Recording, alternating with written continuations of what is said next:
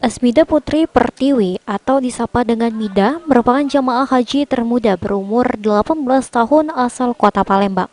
Asmida merupakan anak sulung dari dua bersaudara pasangan Bapak Muhammad Ali dan Ibu Samsiah yang tinggal di kawasan Kenten Laut. Asmida tergabung dalam kloter 14 gelombang kedua embarkasi Palembang. Asmida menjelaskan tidak ada persiapan khusus yang dilakukannya untuk menunaikan ibadah haji nanti. Sebelum berangkat, dirinya menghafal bacaan dan doa serta rangkaian ibadah haji selama di Tanah Suci. Asmida mengaku senang bisa menunaikan ibadah haji meski masih tergolong muda. Pelaksanaan ibadah haji yang memakan waktu selama 40 hari membuat Mida terpaksa mengambil izin tidak sekolah. Tawaf yang dia bali, terus doa sa'i, memasuki doa saat melihat Ka'bah, terus ngapali juga jamak sama koso lagi untuk di pesawat, sholat ihram.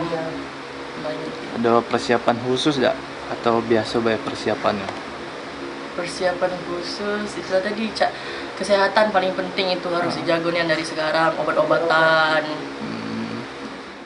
Sementara itu, Muhammad Ali dan Ibu Samsiah, orang tua dari Asmida, menjelaskan mereka mendaftarkan Asmida saat masih berusia 10 tahun.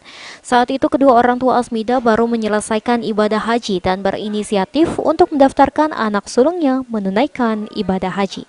Dengan anak dibesari, kalau bisa jangan nurut yang di luar kan, kalau sebelum pergi haji ya mungkin kalau cewek kan kadang sekarang lupa kan, kalau sudah pergi haji ini mau dijaga itu.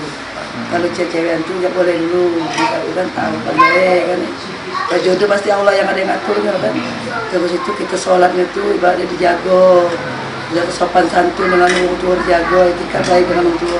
Sudah itu pokoknya kita harus menjaga apa yang sudah kami tanam ke haji itu bukan sebagai nama saja mas. Jadi haji itu memang dikerjakan baik dari hati, niat dan perilaku sehari-hari. Harus dikerjakan dengan ibaratnya. Amanda Lydia, PAL TV.